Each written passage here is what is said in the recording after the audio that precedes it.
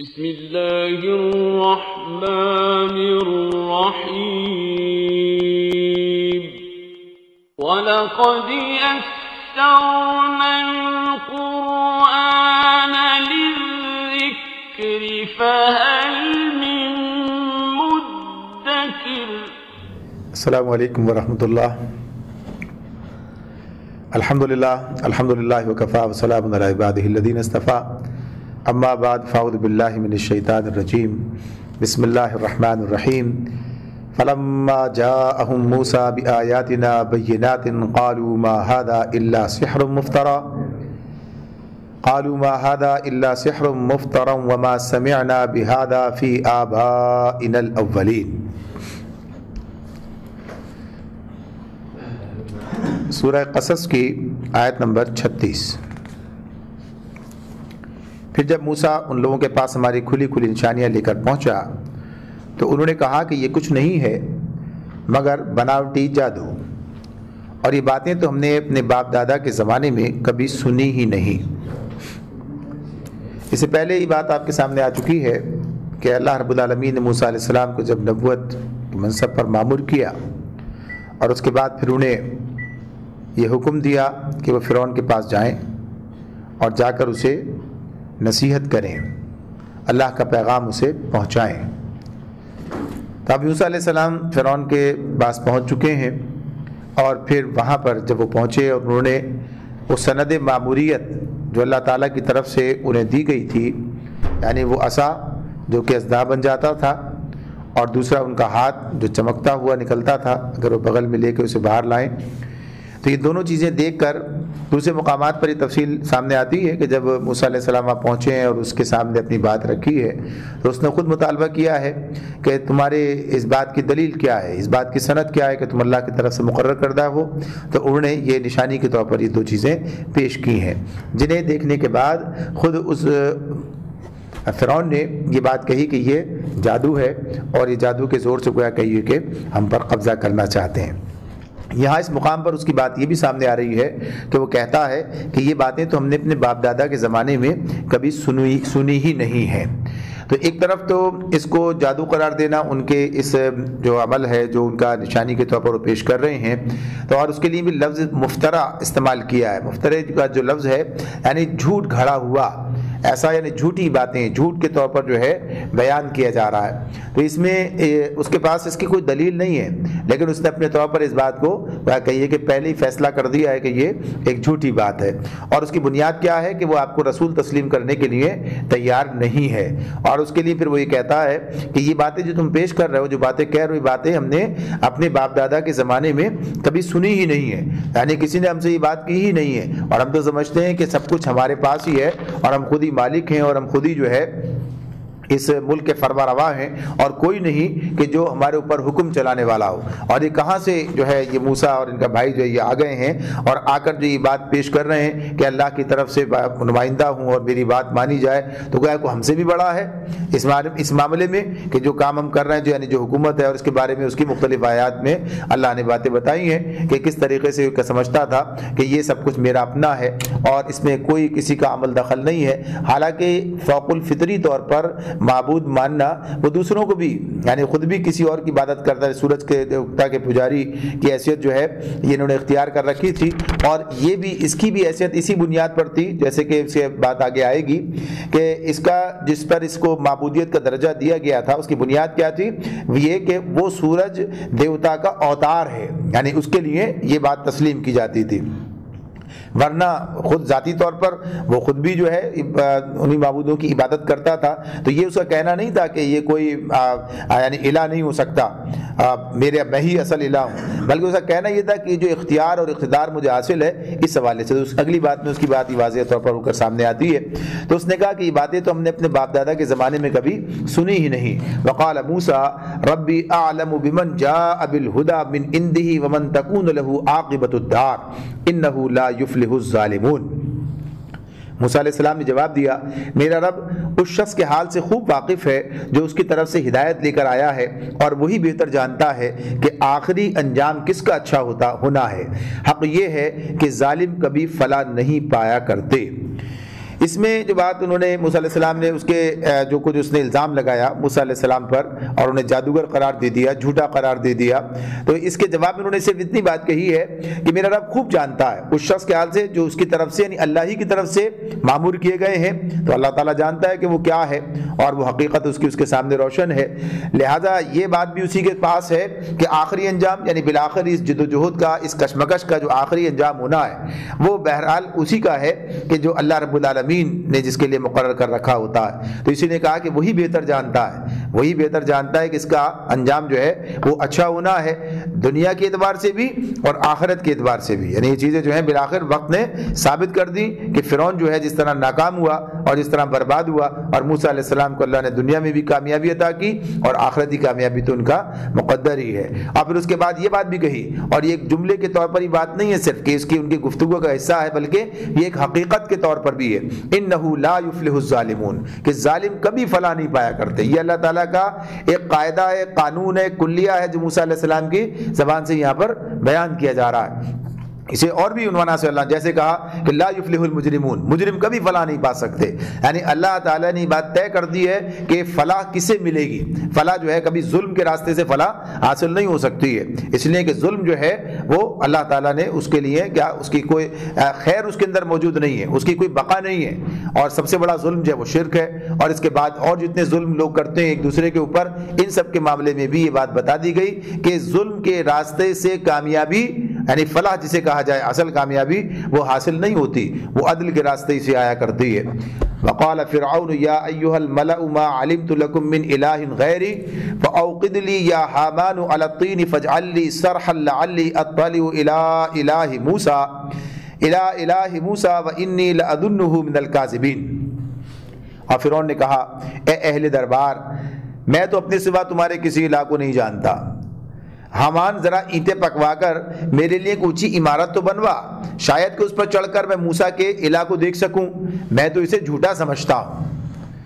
یہ بات اس نے کہی اس موقع پر، تو اب یہاں پر جو بات ابھی تھوڑی دیر پہلے آپ کے سامنے تھی کہ ایسا نہیں ہے کہ وہ کسی الہ کو نہیں جانتا ہے، اس سے ناواقف ہے، یہاں جو بات وہ کہہ رہا ہے یہاں سے الفاظ بھی یہاں پر سامنے آتے ہیں، وہ کہتا ہے ما علمت لکم من الہ غیری،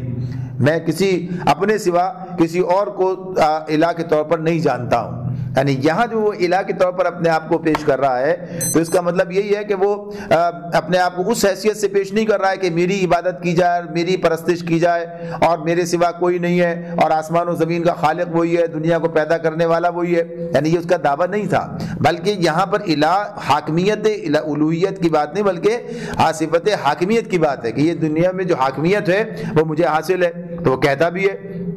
اس نے یہ بات جو ہے مختلف موقعوں پر کہی، جو اللہ تعالیٰ نے بیان کی ہمارے سامنے رکھی ہے کہ وہ کہتا ہے کہ یہ مصر کا سرزمین مصر کا مالک میں ہوں، یہاں میرا حکم چلے گا، یہاں میرا ہی قانون جو ہے وہ قانون کہلائے گا، میری ذاتی یہاں امر و نہی کا سرچشمہ تسلیم کی جائے گی، یعنی اس حیثیت سے وہ اپنے آپ کو کہتا ہے کوئی الہ نہیں ہے میرے سوا، کون ہے کہ جسے الہ تسلیم کیا جائے، کوئی دوسرا یہاں حکم چلانے کا مجاز نہیں ہے، یہ موسیٰ کون ہے جو رب العالمین کا نمائندہ بن کر آ کھڑا ہوا مجھے اس طرح حکم سنا رہا ہے، وہ اصل فرما روا یہی ہے اور میں اس کا تابع فرمان ہوں۔ تو اسی بنیاد پر وہ کہتا ہے کہ یہ بادشاہی تو میری ہے، کیا یہ نہریں میرے نیچے نہیں بہہ رہی ہیں؟ تو اس میں یہ اس کا جو کہنا تھا، یہ اس کا مطالبہ تھا، یہ اس کا جو کوئی دعویٰ تھا، اس دعوے کو اس طور پر پیش کر رہا ہوتا ہے۔ تو اگر اس لحاظ سے ہم دیکھیں کہ یہ جو اس کا کہنا ہے یعنی اپنی مملکت کے اندر خود ہی یعنی بادشاہ کی حیثیت سے اور خود ہی مختار کل کی حیثیت سے اور اختیار کلی کی بات اور اقتدار اعلیٰ کا جو کلیم کر رہا ہے کہ اب کہتا ہے کہ اقتدار اعلیٰ جو ہے مجھے حاصل ہے اور یہاں کسی کا معاملہ نہیں ہے کہ جو اس طریقے سے میرے اوپر حکم چلائے، اس حیثیت سے وہ اپنے آپ کو یہاں پر الہ کا جو وسیع مفہوم ہے اور اس کا جو یہ حاکمیت کا جو پہلو ہے اس کو وہ گویا کہ یہ اپنے لیے خاص کر رہا ہے۔ اور آج بھی یہ بات آپ کو نظر آتی ہے کہ آج بھی وہ لوگ جو کہ یعنی مملکت دنیا کے اندر جو ہے اللہ کی دی ہوئی شریعت سے آزاد و خود مختار ہو کر اپنی سیاسی اور قانونی حاکمیت کے مدعی ہیں، وہ بھی اسی مقام پر کھڑے. یعنی جو بات وہ کہہ رہا تھا کہ یہاں پر تو مجھے اقتدار اعلیٰ حاصل ہے اور میں جو ہے جو چاہوں فیصلہ کروں گا, میرا فرمایا ہوا ہی قانون ہے, میرے اوپر کون حکم چلا سکتا ہے. یعنی اس اعتبار سے یہ بات ہے یہ. تو اب اگر کوئی اس کا جو مطالبہ وہ کر رہا تھا, دعویٰ کر رہا تھا, تو اب اگر کوئی یہ سمجھتا ہے کہ سرچشمہ قانون اور صاحب امر و نہی کسی بادشاہ کو تسلیم کر لیں یا پوری قوم کو تسلیم کر لیں, ان کے مجموعے کو, ان کے کہنے پر جو ہے بات مانی جائے. جیسے افراد کو یہ حیثیت دے رکھی ہے کہ جمہور جو ہیں وہ اختیار اعلیٰ انہیں حاصل ہے. تو یہ دونوں چیزیں جس طرح بھی چاہے فرد کے لیے تسلیم کی جائیں یا قوم کے لیے تسلیم کیے جائیں, تو اس موقف کا جو مطالبہ یعنی جو اس کا یہ موقف ہے وہ گویا فرعون کے اسی مقام پر کھڑے ہوئے, چاہے وہ فرعون کو اس طرح مانتے نہ ہوں اور اس کو ساری اس کے جو ہے انکار کریں اور گویا کہیے کہ اس پر لعنت بھیجیں, لیکن عملاً جو بات وہ کہہ رہا ہے وہی بات یہاں پر ہے. اور یہی وجہ ہے کہ آج ہمارے ملک کے قانون میں, ہمارے ملک کے آئین میں یہ بات لکھی بھی موجود ہے کہ اقتدار اعلیٰ اللہ کو حاصل ہے. یعنی تسلیم کیا ہے, یہ اس پر عمل درآمد میں جو بھی کوتاہی ہو, لیکن تسلیم یہ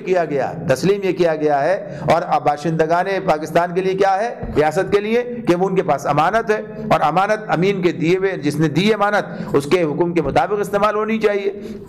تو بنیادی طور پر جو لوگ یہ سمجھتے ہیں کہ وہ اختیار کلی ان کے پاس ہے, جو وہ کہیں وہی قانون ہے, یا گویا کہیے کہ افراد کے مجموعے کو یہ حیثیت دے دیں یا کہ یہ ان کی مرضی اور ان کو جو ہے اختیار ہے کہ جس چیز کو کہیں کہ ہونا چاہیے اس چیز کو کہیں کہ نہیں ہونی چاہیے, یعنی قانون بنانے کے مختار وہ ہیں, تو گویا کہیے وہ اسی مقام پر کھڑے ہیں جہاں کل فرعون کھڑا ہوا تھا. تو یہاں پر وہ یہ بات جو کہتا ہے کہ میں نہیں جانتا, تو انہی معنوں میں ہے. اور پھر جو یہ کہتا ہے کہ حامان ذرا اینٹیں پکوا کر میرے لیے اونچی عمارت تو بنوا, شاید کہ اس پر چڑھ کر میں موسیٰ کے الہ کو دیکھ سکوں, میں تو اسے جھوٹا سمجھتا ہوں. یعنی یہ بات جو اس نے کہی ہے, یعنی یہ جو ذہنیت ہے, یہ بالکل وہی ذہنیت ہے جیسی آج کے دور میں آپ کمیونسٹوں کو دیکھتے ہیں کہ جو بات کہتے ہیں کوئی الہ نہیں, ہم نے تو سب جگہ دیکھ لیا, ہم تو چاند پر بھی ہو کر آ گئے اور ہم تو فلاں جگہ چلے گئے اور یہ سارے سیٹلائٹ سب نے, تو اللہ ہمیں کہیں نہیں ملا. یعنی ان کے ذہن میں جو تصور ہے, جو ان کے ذہن کی تنگی, وہی بات جو ہے وہ کہیے کہ اس طریقے سے وہ بھی کہہ رہا ہے کہ مجھے تو کہیں نظر نہیں آتا. حالانکہ جیسے بات آ رہی ہے کہ سورج کو پوج رہا ہے, یعنی اس کی عبادت کرتا ہے, تو وہ پرستش کے معنوں میں ان حوالوں سے اس کو رکھا ہوا ہے. لیکن جس الہ کی بات موسیٰ علیہ السلام کہہ رہے ہیں کہ جو ساری چیزوں کا حاکم ہے, مالک ہے, اس کا اختیار ہے, یہ تسلیم کرنے کے لیے تیار نہیں ہے, اور اس کے لیے دیکھنے اور پرکھنے اور پہچاننے کی شرط جو ہے وہ لگا رہا ہے. تو جیسے آج جو لوگ کہتے ہیں اس اعتبار سے, تو گویا کہ وہ اسی مقام پر وہ بھی ہیں کہ جب کل فرعون نے یہ بات کہی تھی کہ ہاں میں اسے دیکھوں تاکہ میں پہچان سکوں, تو یہ جو اس کا کہنا ہے, یہ گویا کہیے کہ موسیٰ علیہ السلام کو ایک طرح سے زج کرنے کے لیے, یعنی اس اعتبار سے ہے یہ, یا واقعتاً یہ بات ہے یہ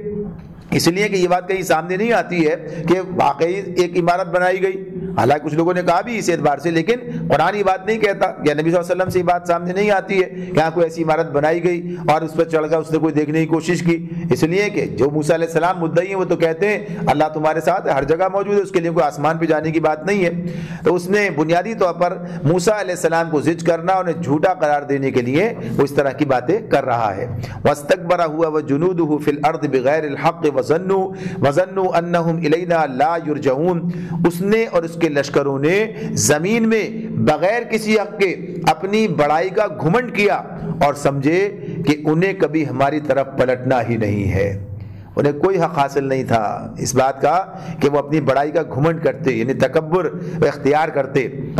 انسان خود اپنے بارے میں بہت اچھی طرح جانتا ہے, خود انسان جو ہے واقف ہوتا ہے کہ اس کی حیثیت کیا ہے, اس کی حقیقت کیا ہے. لوگوں پہ کتنا ہی وہ جو ہے روب ڈالے یا کتنے دعوے کرے, اسے اپنی حقیقت کا علم ہوتا ہے, لیکن وہ دوسروں کے اوپر جو ہے تکبر کا اپنا بڑائی جتانا چاہتا ہے, تو اس اعتبار سے کام کرتا ہے. تو اللہ تعالیٰ بات بتا رہے ہیں, انہوں نے بغیر کسی بڑائی, کوئی انہیں ایسی خصوصیت حاصل نہیں تھی, اس کے بغیر جو انہوں نے اپنی بڑائی کا گھمنڈ کیا. اور یہ سمجھے اصل بات کیا تھی کہ عقیدہ آخرت نہیں تھا. وہ سمجھتے تھے بس یہ دنیا کی زندگی بس یہیں ختم ہو جانا ہے, تو کیا سمجھتے تھے کبھی ہماری طرف پلٹنا ہی نہیں ہے. فَأَخَذْنَاهُ وَجُنُودَهُ فَنَبَذْنَاهُمْ فِي الْيَمِّ فَانظُرْ كَيْفَ كَانَ عَاقِبَةُ الظَّالِمِينَ. فَانظُرْ كَيْفَ كَانَ عَاقِبَةُ الظَّالِمِينَ. آخرکار ہم نے اسے اور اس کے لشکروں کو پکڑا اور سمندر میں پھینک دیا. اب دیکھ لو کہ ان ظالموں کا کیسا انجام ہوا. ان کا سارا تکبر, ان کا سارا اپنے آپ کو کچھ سمجھنا, اللہ نے اسے کس طریقے سے گویا جو اس کی بے حقیقت ہونے کو اور اس کی کیفیت کو جو ہے حقارت سے کس طرح بیان کیا ہے کہ جب وہ مہلت جو اللہ تعالیٰ نے ان کے دے رکھی تھی وہ مکمل ہو گئی، پھر اللہ نے کس طریقے سے انہیں اور اٹھا کر جو ہے سمندر میں پھینک دیا، جیسے کوئی کوڑا کرکٹ جو ہے اٹھا کر سمندر میں پھینک دیا جاتا ہے، تو اس طرح سے کہا کہ اسے ہم نے کس طرح سمندر کے اندر پھینک دیا۔ اور دیکھو فانظر، دیکھو کیف کان عاقبۃ الظالمین، کیا انجام ہوا ظالموں کا۔ تو اللہ تعالیٰ یہ بھی ہم سے کہتے ہیں، یہ بھی بار بار بیان کرتے ہیں، فانظر کیف کان عاقبۃ الظالمین عاقبۃ المفسدین، یعنی اللہ تعالیٰ مختلف مقامات پر یہ بات بیان کرتے ہیں، بتاتے ہیں کہ دیکھ لو کیا انجام ہوا، یعنی تاریخ میں جو ہے یہ سارے واقعات تمہارے سامنے، تم ان پر غور کرو، دیکھو، سوچو، سمجھو، تو تمہارے لیے نصیحت کا خاصا سامان موجود ہے۔ جس وقت میں یہ باتیں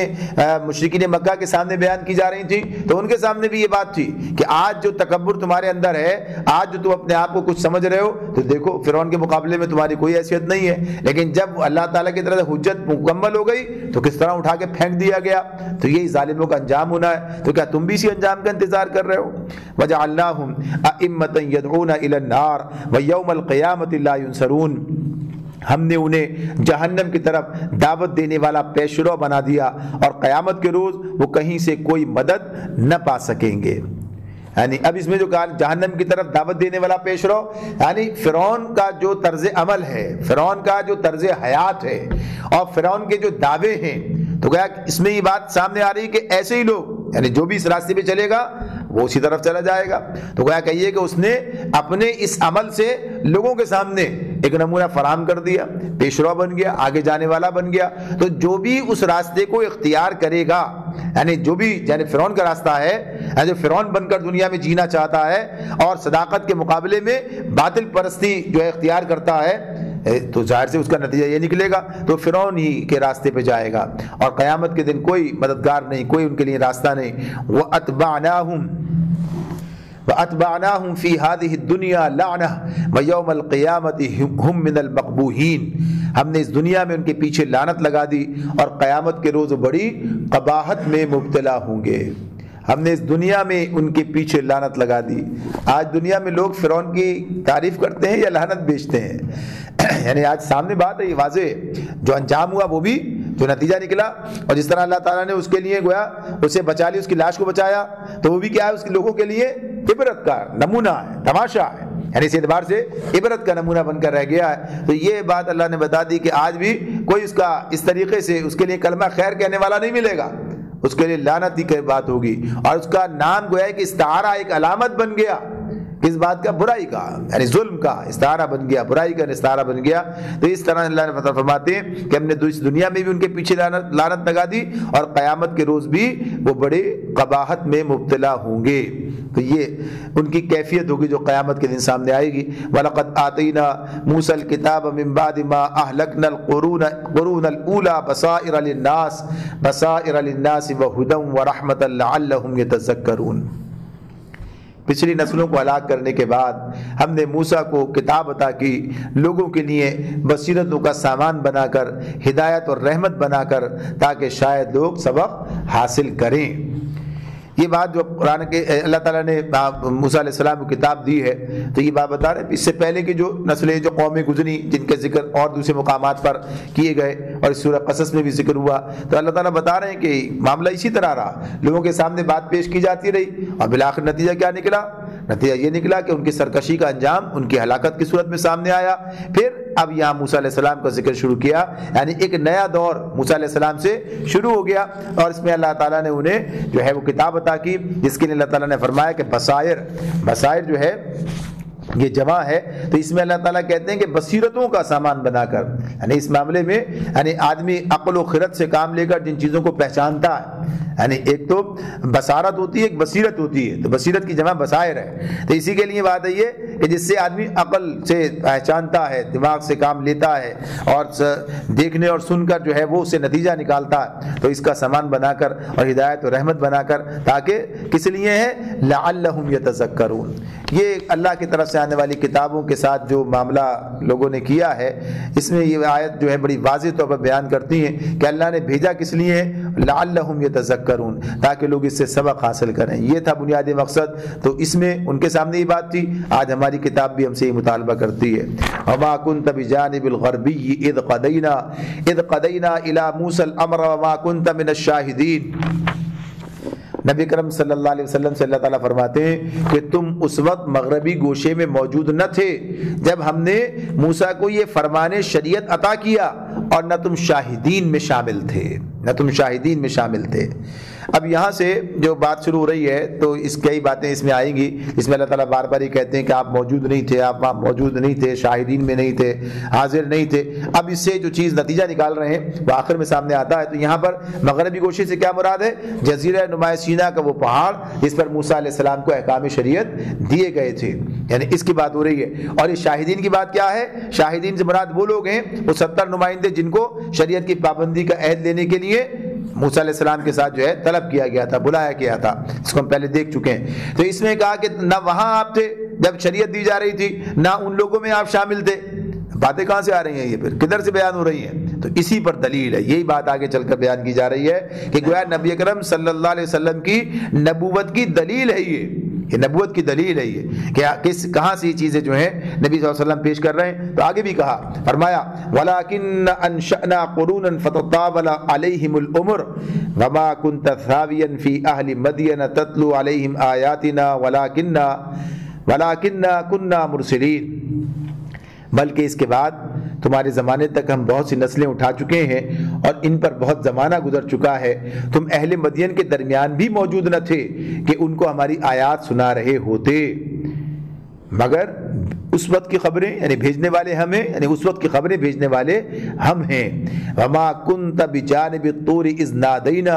ولكن رحمة من ربك لتنذر قوما ما اتاهم من نذير من قبلك لعلهم يتذكرون، اور تم طور کے دامن میں بھی اس وقت موجود نہ تھے جب ہم نے موسیٰ کو پہلی مرتبہ پکارا تھا، مگر یہ تمہارے رب کی رحمت ہے کہ یہ ساری باتیں بتائی جا رہی ہیں تاکہ تم ان لوگوں کو متنبع کرو جن کے پاس تم سے پہلے کوئی متنبع کرنے والا نہیں آیا۔ تو یہ جو بات اس میں اللہ تعالیٰ نے بیان کی، طور کی بات کی کہ اس وقت آپ مغربی گوشے میں موجود نہیں تھے، شاہدین میں نہیں تھے، مدین کے اندر موجود نہیں تھے، یہ جو کام آپ یہاں پر کر رہے ہیں اللہ کی آیات سنانے کا، آپ وہاں پر انہیں سنا رہے ہوتے، یہ کام وہاں بھی کر رہے ہوتے، وہاں بھی آپ نہیں تھے۔ تو گویا اس سے کیا بات بتائی جا رہی ہے؟ یعنی ساری باتیں بیان ہو رہی ہیں، بتایا جا رہا ہے کہ یہ نبی کرم صلی اللہ علیہ وآلہ وسلم کے پاس ان تمام باتوں کا ماخذ صرف یہ ہے کہ اللہ کی طرف سے یہ باتیں آپ کو بتائی جا رہی ہیں، اور آپ خود ہی بات کرتے ہیں، آپ خود ہی بتا رہے ہیں کہ یہ اللہ کی طرف سے آنے والی وحی ہے جس کے ذریعے سے مجھے اس وقت کے حالات جو ہیں وہ بتائے جا رہے ہیں، سنائے جا رہے ہیں۔ ورنہ گویا کئی 2500 سال پہلے کے واقعات جو بیان کیے جا رہے ہیں، بتائے جا رہے ہیں، یہ کہاں سے آ رہے ہیں؟ یعنی جتنی باتیں شروع سے اور اب تک سامنے آ رہی ہیں تو اللہ رب العالمین نے اسے بطور دلیل کے پیش کیا ہے۔ اور اس وقت میں کوئی آدمی ایسا نہیں تھا جو مشرکین مکہ میں سے یا یہودیوں میں سے یا عیسائیوں میں سے اٹھ کر یہ بات کہتا کہ نہیں یہ بات تو غلط ہے، یہ آپ کہاں یہاں سے بتا رہے ہیں، یہاں سے نکال کے لاتے ہیں، ادھر سے یہ بات ہے، یہ یعنی نہ کوئی ذریعہ ہے ان کے پاس۔ یہ نبی کرم صلی اللہ علیہ وسلم کے بارے میں یہ بات وہ جانتے تھے، ساری دنیا کو معلوم تھا، یعنی وہاں کے مکے کے لوگ جانتے تھے کہ آپ نے کتابی علم حاصل نہیں کیا، یعنی پڑھنے لکھنے والے آدمی نہیں تھے آپ، یعنی پڑھے لکھے آدمی نہیں ہے، یہ بات جانتے تھے۔ پھر یہ بھی کہ وہاں کوئی ایسی چیز بھی نہیں موجود تھی، کوئی لائبریریاں بڑی بڑی وہاں پہ تھیں اور ان لائبریریوں کے ذریعے سے وہ کتابیں اور وہ سارا مواد موجود تھا اور وہ تاریخ ان کے پاس تھی، سے پڑھ کر بتاتے، یا ایسے افراد کہ جنہیں یہ ساری معلومات ہوں اور ان کے ذریعے سے آپ کو پتہ چلے، یعنی کسی آدمی کا نام دینا بھی اور جس کے لیے بھی وہ بات چلی نہیں، یعنی چل ہی نہیں سکی یہ بات۔ تو اس اعتبار سے گویا کہ اس کو اللہ نے بطور دلیل کے پیش کیا ہے کہ یہ ہے بنیادی بات کہ دیکھو تمہارے سامنے، اور اسی کو دیکھ کر جن لوگوں نے پہچانا، جن لوگوں نے مانا، اسی بات کو دیکھا کہ ہاں نبی کرم صلی اللہ علیہ وسلم جو باتیں بیان کر رہے ہیں اور جو تاریخ بیان کر رہے ہیں اس کا ماخذ وحی کے سوا اور کوئی چیز نہیں ہو سکتی۔ تو اس اعتبار سے بتایا۔ اب یہ جو کہا تاکہ تم ان لوگوں کو متنبع کرو جن کے پاس تم سے پہلے کوئی متنبع کرنے والا نہیں آیا ہے، تو اس سے مراد کیا ہے؟ اس سے مراد یہی ہے کہ براہ راست یہاں رسول کے آنے کی بات، براہ راست جو ہے تو کہا جاتا ہے کہ اسماعیل علیہ السلام اور شعیب علیہ السلام کے بعد جو ہے یہاں پر ان کے درمیان کوئی رسول نہیں آیا ہے، تو یہ لیکن اس کا مطلب یہ نہیں ہے کہ ان کے پاس جو ہے اللہ کی طرف سے پیغام ہی نہیں آیا، اس لیے کہ اللہ نے یہ انتظام تو کر رکھا ہے سب کے لیے کہ بالکل خالی نہیں رہتے دین کے پیغام سے جو وقت کے لوگ ہوتے ہیں، اس لیے اللہ تعالیٰ یہ بات کہتے ہیں کہ کوئی ایسی امت نہیں گزری جس کے اندر کوئی ڈرانے والا خبردار کرنے والا نہ آیا ہو۔ اب اللہ کس طرح یہ کام لیتے رہے، لیکن بہرحال کہ نبوت کے اعتبار سے، رسالت کے اعتبار سے نبی کرم صلی اللہ علیہ وسلم ان کے درمیان بھیجے گئے، اور فرمایا کہ یہ کس لیے؟ لعلہم یتذکرون۔ پہلے بھی بات یہ آئی تھی، اس کے بارے میں بات آ رہی تھی کتاب کے بارے میں، اب یہ رسول کے بارے میں بات آئی ہے کہ اللہ تعالیٰ نے بھیجا ہے تاکہ لوگ جو ہے ہوش میں آئیں، سمجھیں، یعنی غور کریں، فکر کریں اس بات سے جو باتیں بیان کر رہے ہیں۔ ولولا ان تصيبهم مصیبۃ بما قدمت ایدیہم فیقولوا ربنا لولا ارسلت الینا رسولا فنتبع آیاتک ونکون من المؤمنین۔ ہم نے کیوں کیا؟ اللہ تعالیٰ بیان فرما رہے ہیں کہ ہم نے اس لیے کیا کہ کہیں ایسا نہ ہو کہ اپنے کیے کرتوتوں کی بدولت جب کوئی مصیبت ان پر آئے تو وہ کہیں کہ اے ہمارے رب، تو نے کیوں نہ ہماری طرف کوئی رسول بھیجا کہ ہم تیری آیات کی پیروی کرتے اور اہل ایمان میں سے ہوتے، تیری آیات کی پیروی کرتے اور اہل ایمان میں سے ہوتے۔ یعنی یہ بات اگر نہ کی جاتی، اس کے بغیر ہی ان پر جو ہے عذاب آ جاتا، تو گویا ان کے پاس اس بات کی یہ بات حجت کے لیے موجود ہوتی۔ تو اللہ نے تو بتا دیا ہے کہ رسولوں کے بھیجنے کا مقصد یہی ہے، رسولا مبشرین و منذرین لئلا یکون للناس علی اللہ حجت بعد الرسل، ہم نے رسول بھیجے بشارت دینے والے اور خبردار کرنے والے تاکہ ان کو بھیجنے کے بعد لوگوں کے پاس اللہ کے مقابلے میں کوئی حجت نہ رہے۔ تو یہ انتظام اللہ نے کر دیا۔ تو کہا کہ اگر کوئی رسول نہ بھیجے جاتے اور پکڑ آ جاتی تو لوگ یہ بات کہتے اور کہتے کہ اگر ہمارے پاس آتا تو ہم اور زیادہ آگے بڑھ کے کام کرتے، پہلے والوں کی طرح نہ کرتے۔ اس لیے کہ تجربے سے بات سامنے آتی ہے۔ یہ الگ بات کہ اللہ اپنے علم کی بنیاد پر جانتے ہیں کہ یہ بھی وہی کریں گے جیسا کچھ لوگوں نے کیا بھی، تو اس اعتبار سے یہ بات کہ یہ موقع اللہ تعالیٰ فراہم کرتے ہیں اور اس کے اندر گویا حجت تمام کرنے کا انتظام ہوتا ہے۔ تو یہ بات کہہ دی گئی کہ نبی کرم صلی اللہ علیہ وسلم کو بھیجنے کا مقصد یہی ہے جو بیان کیا جا رہا ہے۔ فلما جاءهم الحق من عندنا قالوا لولا اوتي مثل ما اوتي موسى اولم یکفروا بما اوتی موسیٰ من قبل قالوا سحران تظاہرا وقالوا انا بکل کافرون۔ مگر جب ہمارے ہاں سے حق ان کے پاس آ گیا تو وہ کہنے لگے کیوں نہ دیا گیا اس کو وہی کچھ جو موسیٰ کو دیا گیا تھا؟ کیا یہ لوگ اس کا انکار نہیں کر چکے جو اس سے پہلے موسیٰ کو دیا گیا تھا؟ انہوں نے کہا دونوں جادو ہیں جو ایک دوسرے کی مدد کرتے ہیں، اور کہا ہم کسی کو نہیں مانتے، ہم کسی کو، یعنی ان میں سے انا بکل کافر، سب کے کافر ہیں، ہم سب کو نہیں، جو آدھی کتابوں کی بات ہم نہیں مانتے۔ اب یہ ان کی متضاد جو کیفیات تھیں اسے اللہ تعالیٰ نے بیان کیا اس مقام پر۔ یعنی ایک طرف تو یہ بات کہتے بھائی دیکھو یہ رسول آئے، اس سے پہلے دیکھو موسیٰ رسول تھے، انہیں اللہ نے کیا نشانیاں دی تھیں، تم بھی وہ نشانی دکھاؤ۔ اچھا یہ بات اگر یہودی کہتے تو بھی ان سے بھی اللہ نے کہا ہے کہ ان سے دوسرے مقام پر کہا ہے کہ جب وہ کہتے تھے کہ وہ آگ آئے اور کھا جائے اس قربانی کو وہ آپ بھی پیش کریں، تو کہا جنہوں نے پیش کی ان کے ساتھ تم نے کیا سلوک کیا، ان کی بات کب تم نے مان کر دی کہ ان کی مان لو گے۔ تو ایسے ان مشرکین مکہ سے بات ہو رہی ہے کہ مشرکین مکہ یہ کیا باتیں ہیں، یہ یعنی صرف حجت کے لیے باتیں ہیں، یعنی حجت کرنے کے لیے، بات کو ماننا نہیں ہے تو کوئی نہ کوئی بات نکالی جائے۔ تو کہا بھائی یہ کیسے نبی ہیں، انہیں تو وہ کچھ ملا ہی نہیں جو موسیٰ علیہ السلام کو ملا تھا۔ تو اللہ تعالیٰ پوچھ رہے ہیں تو کیا موسیٰ کو مان لیا تھا کیا؟ اگر موسیٰ کی بات کرتے ہو تو اگر تم نے موسیٰ علیہ السلام کو مان لیا تو انہیں ماننے میں اس لیے تعامل ہے کہ وہ چیزیں نہیں ہیں ان کے پاس، تو بات بیان کرو۔ تم نے تو انہیں بھی نہیں مانا تھا، اور بالآخر پہ تمہارا حال کیا ہے؟ تمہارا حال یہی ہے کہ تم اسے بھی جادو قرار دیتے ہو اور اسے بھی کہتے ہو، پھر یہ بات کہتے ہو کہ جادو ہیں جو ایک دوسرے کی مدد کرتے ہیں۔ تو گویا یہ ساری باتیں جو ان کی تھیں یہ صرف اس لیے تھیں کہ بات کو ماننا نہیں ہے تو کوئی نہ کوئی نئی سے نئی بات نکالتے چلے جاؤ،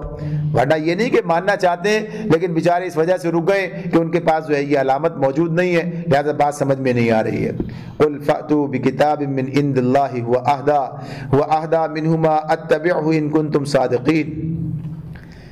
اے نبی ان سے کہو اچھا تو لاؤ اللہ کی طرف سے کوئی کتاب،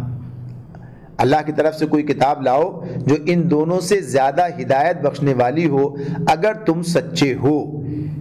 میں اسی کی پیروی اختیار کروں گا۔ یہاں پر جو بات اس میں بیان ہو رہی ہے وہ یہ کہہ دیا توریت کو بھی یہ بھی جادو ہے، موسیٰ علیہ السلام کی بات بھی نہیں مانتے، نبی اکرم صلی اللہ علیہ وسلم جو قرآن پیش کر رہے ہیں اس کو بھی نہیں مانتے، پھر کس کو مانتے ہو بھائی؟ یعنی کیا چیز ہے تمہارے پاس؟ یہ بھی نہیں کریں گے، یہ بھی کیا کرو گے؟ یعنی سوال یہ ہے کہ پھر زندگی کس طرح گزارو گے؟ کیا ہے تمہارے پاس راہ عمل؟ تمہارے پاس کون سا طریقہ زندگی ہے؟ کیسے تم دنیا کا نظام چلاؤ گے؟ اللہ رب العالمین کی طرف سے کوئی بات ہے تمہارے پاس تو پیش کرو، اور جب اللہ کے پاس سے نہیں ہے، تمہاری ذاتی ہے، تو تمہاری حیثیت کہاں سے بن جائے گی کہ تمہاری بات ساری دنیا مانے؟ یعنی کسی بھی انسان کی حیثیت کیسے بن جائے گی؟ ہاں اللہ کی یہ حیثیت ہے، اللہ کا یہ مقام ہے کہ وہ سارے انسانوں کا خالق ہے، کائنات کا بنانے والا ہے، تو اسے ویسے ہی یہ حق پہنچتا ہے خالق کائنات ہونے کی بنیاد پر کہ اس کی بات مانی جائے۔ تم تو خود ہی ویسے ہی انسان ہو جیسے دوسرے، اور تمہارے پاس بھی اتنی عقل ہے دوسروں کے پاس ہے، تمہیں یہ حق کہاں سے پہنچ جاتا ہے؟ تو یہ بات اگر تمہارے پاس کوئی ایسی چیز ہے تو پیش کرو، اسی کی بات مان لیں، اسی پر کی پیروی کریں، اس لیے کہ ان کے پاس کوئی چیز موجود نہیں ہے۔ اللہ کی کتاب تو اللہ کے رسول کے پاس ہے، تو اس حیثیت سے ان کو بتایا گیا کہ اگر تمہارے پاس کوئی کتاب ہے، کوئی چیز تمہارے پاس ہے، اس سے بہتر ہے تو لاؤ پیش کرو۔ اگر اللہ کی طرف سے ہے تو بنیادی بات کیا ہے؟ من عند اللہ فاتو بکتاب من عند اللہ۔ اگر کوئی شخص ایسا دعویٰ کر دے، یعنی جھوٹ بولنے میں تو کچھ جاتا نہیں ہے، دعویٰ کرنے بھی نہیں جاتا کہ یہ چیز اس سے بہتر ہے، تو کہا کہ یہ اس بنیاد پر وہ غلط ہو جاتی ہے کہ تم ایک انسان ہونے کے ناطے سے کیسے اس بات کا جو ہے دعویٰ کر سکتے ہو؟ تو جیسے بے شمار انسان پڑے ہوئے، تو یہ بات کہ اللہ کی طرف سے ہے پھر تو بات مانی جائے گی، لیکن اللہ کی طرف سے نہیں ہے تو کوئی حیثیت نہیں ہے، اور اللہ کی طرف سے کتاب جو ہے صرف رسول کے پاس آئی ہے، کسی اور کے پاس نہیں آئی ہے، لہذا ان کی بات جو ہے خود ہی رد ہو جاتی ہے۔ فَإِن لَّمْ يَسْتَجِيبُوا لَكَ فَاعْلَمْ أَنَّمَا يَتَّبِعُونَ أَهْوَاءَهُمْ وَمَنْ أَضَلُّ مِمَّنِ اتَّبَعَ هَوَاهُ بِغَيْرِ هُدًى مِّنَ اللَّهِ إِنَّ اللَّهَ لَا يَهْدِي الْقَوْمَ الظَّالِمِينَ۔ فرمایا اب اگر وہ تمہارا یہ مطالبہ پورا نہیں کرتے، اگر وہ تمہارا یہ مطالبہ پورا نہیں کرتے تو سمجھ لو کہ دراصل یہ اپنی خواہشات کے پیرو ہیں، اور اس شخص سے بڑھ کر کون گمراہ ہوگا جو اللہ کی ہدایت کے بغیر بس اپنی خواہشات کی پیروی کرے۔ اللہ ایسے ظالموں کو ہرگز ہدایت نہیں بخشتا۔ تو بات وہی واضح ہو گئی، اللہ تعالیٰ یہ بات بیان کر رہے ہیں کہ ان کے پاس کیا ہے؟ کوئی بھی چیز نہیں ہے۔ یہ بات کرتے بھی ہیں تو کیا کرتے ہیں؟ آبا و اجداد کون تھے؟ وہ بھی انسانی تھے، تمہارے جیسے انسان تھے، تمہارے پاس کوئی چیز موجود اس حیثیت سے ہے۔ آج دیکھیں ہم بات کہتے ہیں کہ یہ صحابہ کرام سے، نبی صلی اللہ علیہ وسلم سے، لیکن کیا کہتے ہیں؟ یہ کہتے ہیں اللہ کی طرف سے ان کے پاس ہے،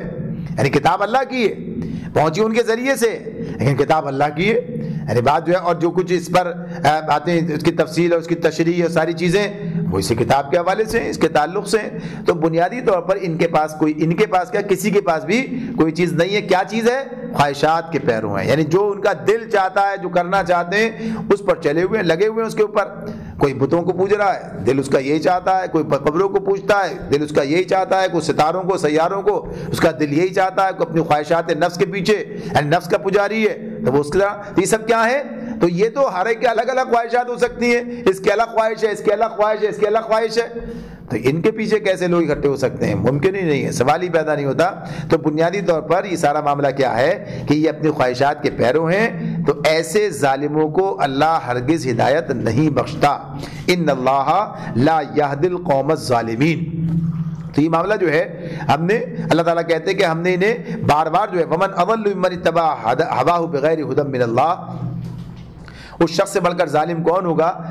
اس شخص سے بڑھ کر کون گمراہ ہوگا جو اللہ کی ہدایت کے بغیر بس اپنی خواہشات کی پیروی کرے۔ اللہ ایسے ظالموں کو ہرگز ہدایت جو ہے وہ نہیں بخشتا ہے۔ تو یہ بات واضح کر دی گئی، وَلَقَدْ وَصَّلْنَا لَهُمُ الْقَوْلَ لَعَلَّهُمْ يَتَذَكَّرُونَ، اور نصیحت کی بات پے در پے انہیں ہم پہنچا چکے ہیں تاکہ وہ غفلت سے بیدار ہوں، تاکہ وہ سمجھیں، لَعَلَّهُمْ يَتَذَكَّرُونَ، یعنی نصیحت حاصل کریں، سمجھیں، غفلت سے بیدار ہوں۔